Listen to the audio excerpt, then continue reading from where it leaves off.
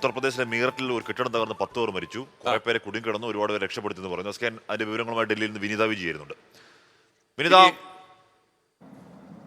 ഹാപ്പിയോണം പറയണമെന്നുണ്ടായിരുന്നു, പക്ഷേ ഈ അപകടത്തിന്റെ വാർത്ത കഴിഞ്ഞ് ഹാപ്പിയോണം പറയാം. തീർച്ചയായും ഹാഷ്മി സൂചിപ്പിച്ചതുപോലെ അതിനിടയിലാണ് ഒരു ദുഃഖകരമായിട്ടുള്ളൊരു വാർത്ത കൂടി നമുക്കിപ്പോൾ ലഭിച്ചിരിക്കുന്നത്. ഉത്തർപ്രദേശിലെ മീററ്റിലാണ് ഈ അപകടമുണ്ടായത്. ഇന്നലെ രാത്രിയോടുകൂടിയാണ് 3 നില കെട്ടിടം മീററ്റിലെ സാക്കീർ കോളനിയിൽ തകർന്നു വീണത്. ഇവിടെ ഏറ്റവും പ്രധാനമായി ഈ കൂടുതൽ ആളുകൾ ഇങ്ങനെ തിങ്ങി പാർത്തിരുന്നൊരു സ്ഥലമാണ്.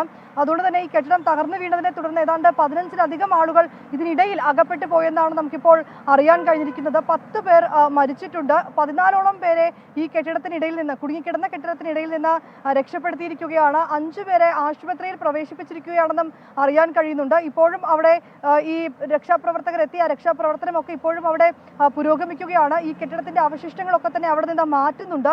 ഇനി കൂടുതൽ ആരെങ്കിലും അതിനുള്ളിൽ കുടുങ്ങിക്കിടക്കുന്നുണ്ടോ ഉൾപ്പെടെയുള്ള കാര്യങ്ങൾ പരിശോധിച്ചു വരികയാണെന്നാണ് ഇപ്പോൾ അവിടുത്തെ ഭരണകൂടം വ്യക്തമാക്കിയിരിക്കുന്നത്. ഹാഷ്മി.